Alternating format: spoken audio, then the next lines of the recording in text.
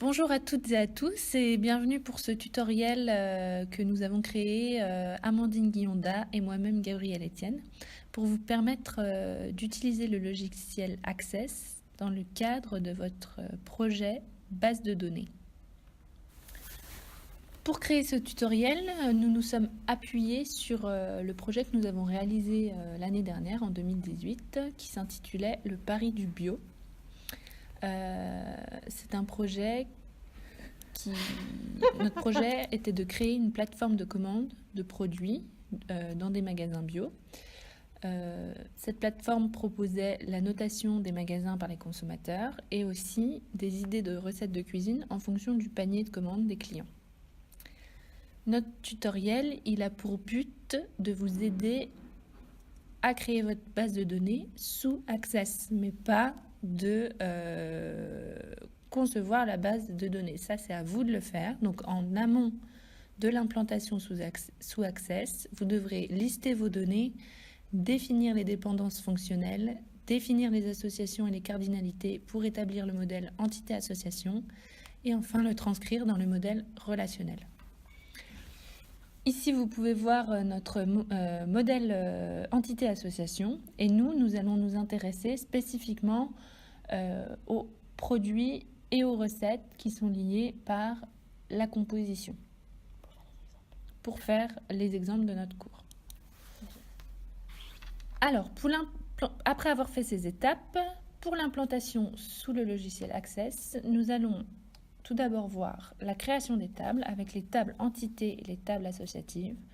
Ensuite, nous verrons la définition des relations et dans une dernière partie, l'exploitation de la base de données avec des exemples de requêtes. C'est parti. Dans un premier temps, la création des tables avec la table entité et la table associative. Alors, on lance le logiciel Access 2016. On ouvre base de données de bureau, double-clic et on arrive sur cette interface. Donc, ce qu'il faut savoir dans un premier temps, c'est qu'on a deux visions dans le logiciel. Création et la vision feuille de données. Ça nous montre le contenu des tables. Et le mode création, c'est plus sur la morphologie des tables et de leurs relations entre elles. Donc on va créer notre première table, notre table produit. On arrive sur cette interface où on va définir notre identifiant produit, qui sera la clé primaire de la table, c'est-à-dire ce qui permet de spécifier de manière unique un produit. En dessous, on ajoute le nom du produit. Il faut aussi définir si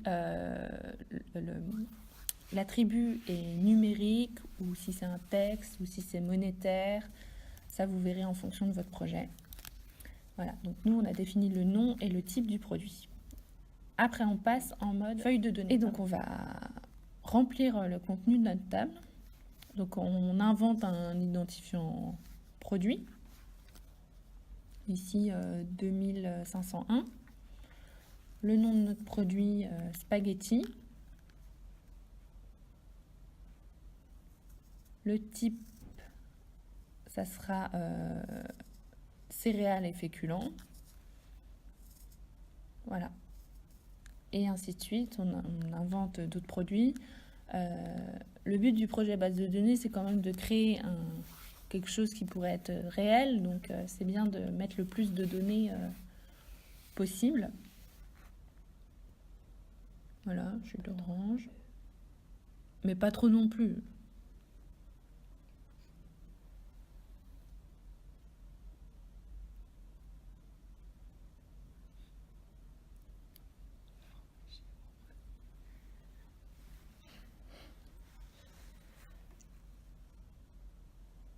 Voilà, donc vous avez créé vos données.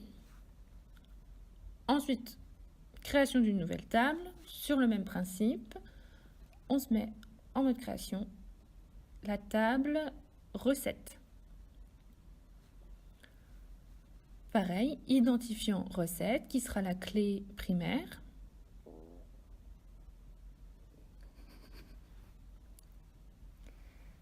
Ça sera un numérique Ensuite, le nom de la recette,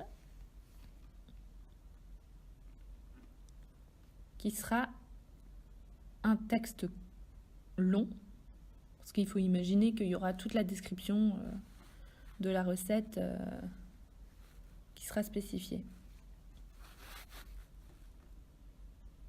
On passe en mode feuille de données et c'est pareil, on invente des recettes en lien avec les produits que vous avez pu inventer. 121 carbonara, 122 briques, ricotta épinards.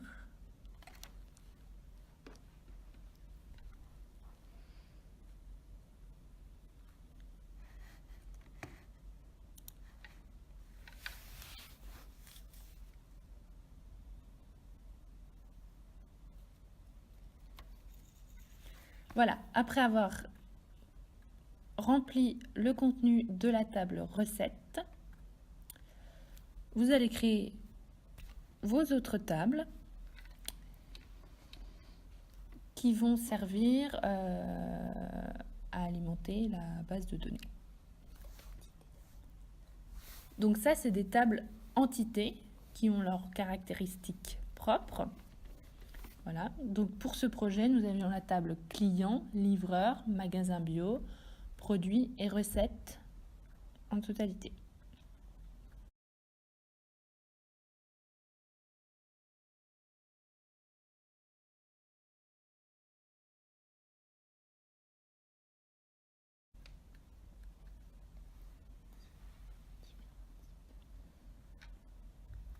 Voilà, là on peut voir qu'il y a différents types de données. Par exemple, l'email du client est un lien hypertexte. Ça, il faut pas oublier de le définir.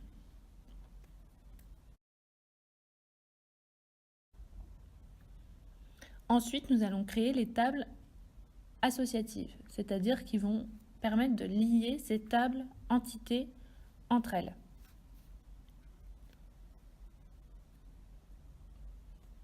Donc nous allons créer la table composition qui va lier la table recette et la table produit, car les produits composent une recette. Donc on part du même principe, on remplit dans la composition, il y aura l'identifiant recette qui est toujours un numérique. Attention à bien mettre que c'est un numérique pour renvoyer à l'idée recette de la table recette, et l'idée produit des produits qui sera aussi un numérique. Et là, les deux, il faut les mettre en clé primaire. Donc on sélectionne la première petite clé au niveau d'idée recette et on fait un clic et glisser pour sélectionner les deux lignes, et seulement après on appuie sur clé primaire. Voilà.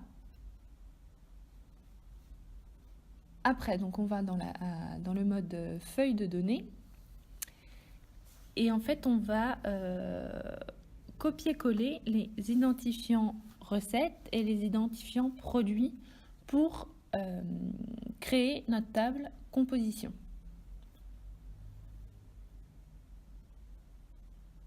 Donc, on double-clique sur recette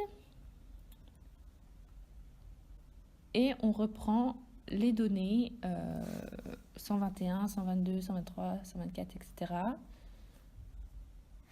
On n'a pas besoin du nom de la recette, ni du nom des produits, mais juste de leur identifiant, car cette table ne sert juste qu'à relier les deux premières tables.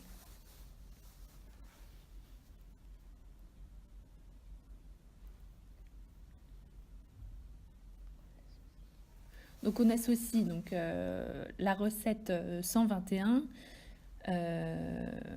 qui est pâte carbonara, si je ne me trompe pas, a besoin de spaghettis qui avait pour référence 2501. On peut imaginer par exemple qu'il y aura aussi un produit avec identifiant 2400 qui est de la crème. Et du coup, ça rentre également dans la composition de la recette de pâte carbonara. Voilà. Et du coup, au final, ça donne ça. On peut vérifier la recette 131. C'est un clafoutis aux cerises. Et pour un clafoutis aux cerises, qu'est-ce qu'il faut? Des cerises. À toi, Amandine. À présent, nous allons créer l'ensemble des relations qui unissent les tables entre elles, afin d'avoir quelque chose qui ressemble à votre modèle entité-association. Donc nous avons toutes les tables sur la gauche. Dans Outils, base de données, en haut, vous allez sélectionner Relations. Donc là, vous avez votre espace où vous allez pouvoir faire glisser vos tables afin de les associer. On reprend les tables dont on avait parlé depuis le début, donc produits, recettes et composition, et on va donc lier les clés de chacun ensemble. Donc le ID produit va être lié avec le ID produit de composition et le ID recette de recette va être lié avec le ID recette. Pour ça, vous sélectionnez, vous maintenez, vous faites glisser jusqu'à ID produit. Une fenêtre s'ouvre. Vous avez juste à cliquer à cocher les cases, comme ce qui est fait pour les cardinalités. Vérifiez dans type de jointure que c'est la 1 qui est sélectionnée. Ça permet d'associer donc tout ce qui sera égal. Et vous créez la relation. Vous faites de même pour ID recettes et recettes. Donc pareil, on coche, type de jointure, numéro 1, OK. Et on crée. Donc vous avez vos associations. Vous faites ça pour tout. Donc là, par exemple, on fait glisser client, hop. Et finalement, vous allez vous retrouver donc avec le modèle entité-association. Les cardinalités sont bonnes. Et donc, on va pouvoir, avec ça, passer à l'étape suivante.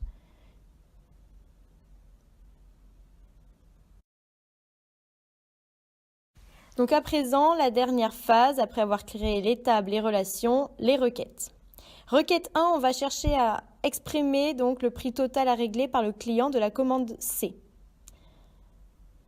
Pour ça, donc, toujours vos tables, vous avez créé vos relations avant.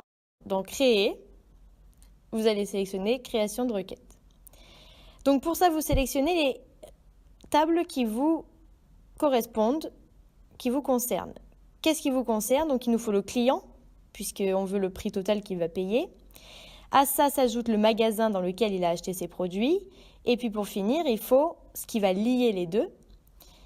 Et donc, qu'est-ce qui lie le client au magasin? Ça va être la commande. Vous voyez les relations s'afficher. Elles s'affichent automatiquement puisque vous les avez créées juste avant. Voilà.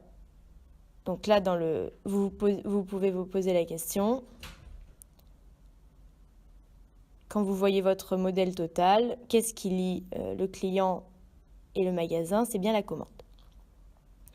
Donc à présent, en bas, dans la fenêtre de dialogue que vous avez, vous allez choisir la table dont vous souhaitez extraire quelque chose. Donc là, on choisit commande. Vu qu'il nous faut la commande C, on cherche l'identifiant.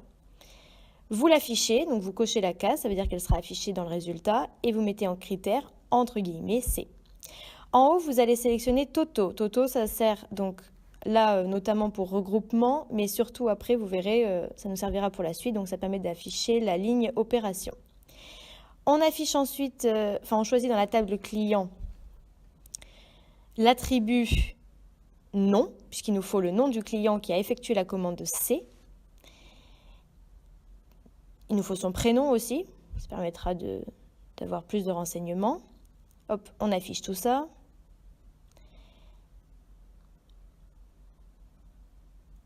Et tout ce qu'on veut, maintenant, on a le client, la commande, il va nous falloir le prix.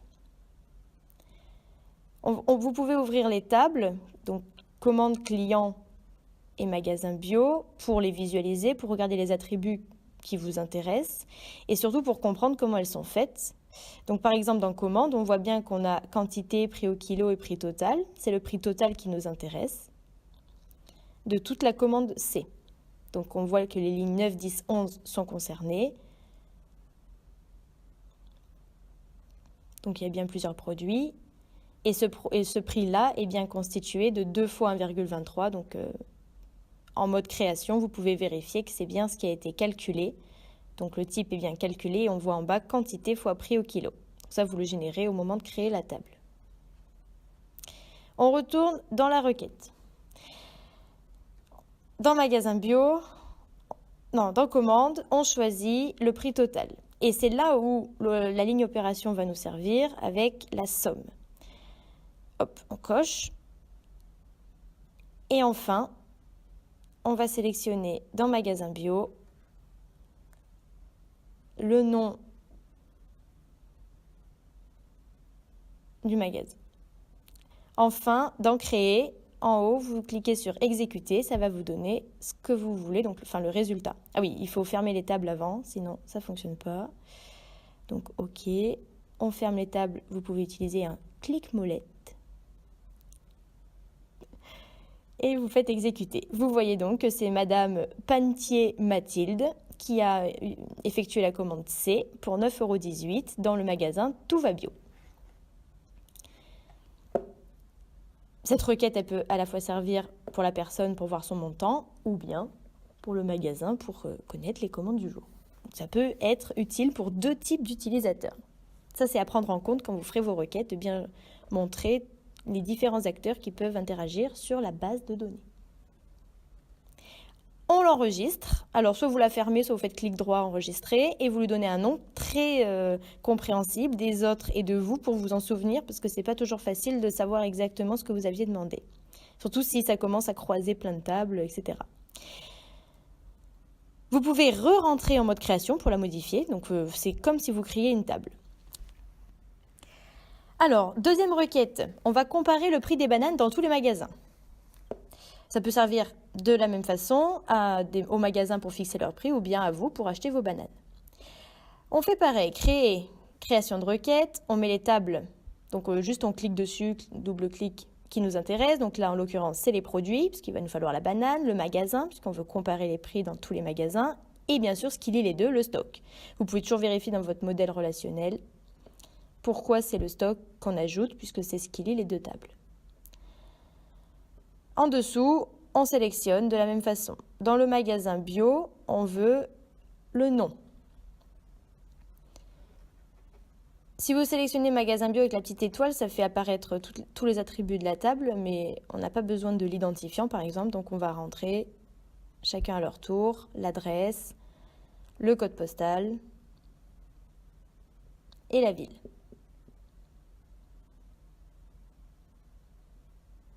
Hop. Vous cochez tout pour les afficher puisque c'est intéressant d'avoir la totalité des informations. La ligne opération, vous pouvez l'ajouter au cas où vous en avez besoin, c'est toujours ça de prix. Ensuite, dans stock, on va demander le prix au kilo, puisque c'est ce qu'on veut comparer, c'est vraiment ce qui nous intéresse. Et dans produit, eh bien c'est la banane, donc c'est le nom, pardon. Alors, on décide de ne pas la cocher puisque on sait ce qu'on demande, donc pas besoin d'avoir banane sur toutes les lignes. Ça allège aussi le poids. Alors, on met banane entre guillemets. Attention, on se demande la syntaxe, laquelle est, puisqu'il faut que ce soit exactement la même. C'est un grand B qu'il nous faut, donc on modifie. Ensuite, pareil, on exécute en haut dans Créer et vous allez donc obtenir votre résultat avec le nom des magasins, l'adresse, le code postal, la ville et le prix. Et là, on peut voir que c'est le magasin Bioalim, situé 54 avenue des Vacances, 75 019 Paris, qui est le moins cher avec 1,42 € kilo de bananes. Voilà. Vous pouvez inventer des petits noms sympas. J'espère que vous n'êtes pas trop perdus actuellement. Donc voilà, vous pouvez capturer ces moments-là pour votre rapport. Ça peut être intéressant d'avoir le résultat de votre requête. Pareil, vous pensez bien à la renommée, comparative du prix des bananes dans tous les magasins et vous fermez de manière à pouvoir continuer. Et on va donc passer à la troisième et dernière requête. Alors, pour la troisième requête, on va demander quelles ont été les recettes proposées au client numéro 310 en fonction de son panier. Donc, Toujours la même manipulation, création de requête. Ce dont on a besoin, c'est la table client, la table recette, et ce qui lie ces 3 tables entités, c'est la table commande et la table composition. Voilà. Pour avoir une vision plus claire, c'est important de bien ranger chaque table. Comme ça, on voit bien les relations qui les unissent.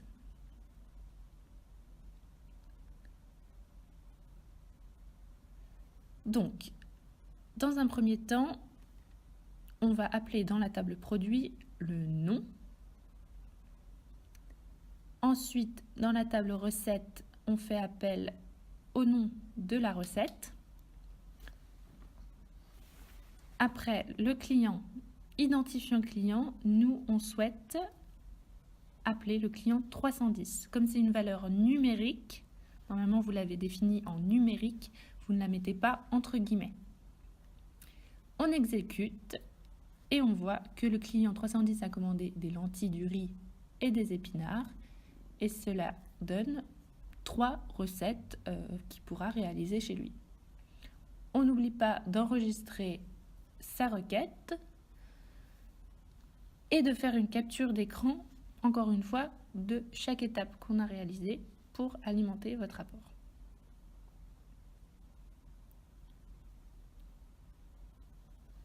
Avec les requêtes, vous pouvez vous amuser à en créer plein. C'est important de montrer ce que vous avez pu faire. On vous remercie cordialement d'avoir suivi ce tutoriel et on espère que votre projet va tenir la route. Si vous avez des questions, vous pouvez venir nous voir ou nous envoyer un mail.